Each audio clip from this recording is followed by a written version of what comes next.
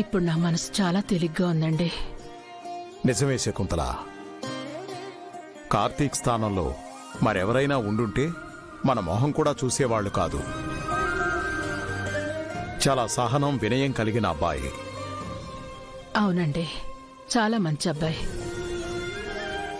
బాను కళ్ళని చూస్తూ నాకు వదిలి రాబుద్ది కాలేదు.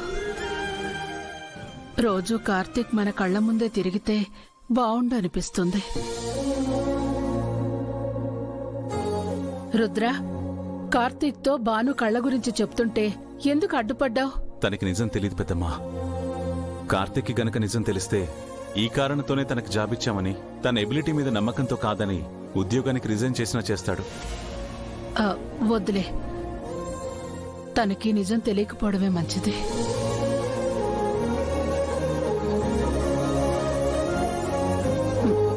మనం అప్పుడప్పుడు బాను కళ్ళనైనా చూసుకోవచ్చు. శకుంతల, నాదొక ఆలోచన. ఏంటండి? కార్తీక్ చదువులోనూ, గుణంలోనూ, నడవడికలోనూ అన్ని విధాలా నాకు నచ్చాడు. మంచివాడని నువ్వే అంటున్నావు.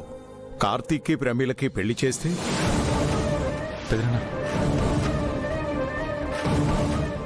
నువ్వు కోరుకున్నట్టు కార్తీక్ మన కళ్ళ ముందే ఉంటాడు కదా.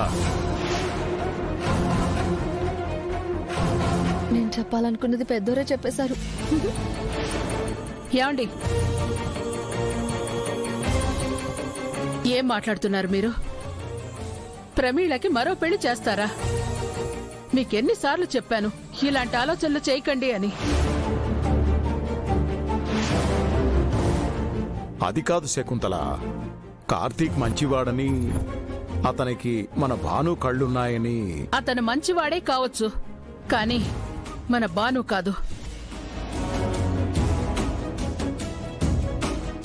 మన బాను కళ్ళు అతనికి డొనేట్ చేసినంత మాత్రాన అతను బాను అయిపోడు. ప్రమీల భర్త అంటే బానునే. ప్రమీల భర్త అంటే బానునే. బానునే.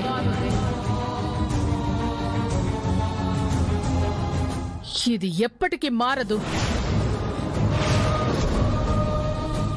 ఇలాంటి పిచ్చి మాటలు మాట్లాడితే నా కోపం వస్తుంది.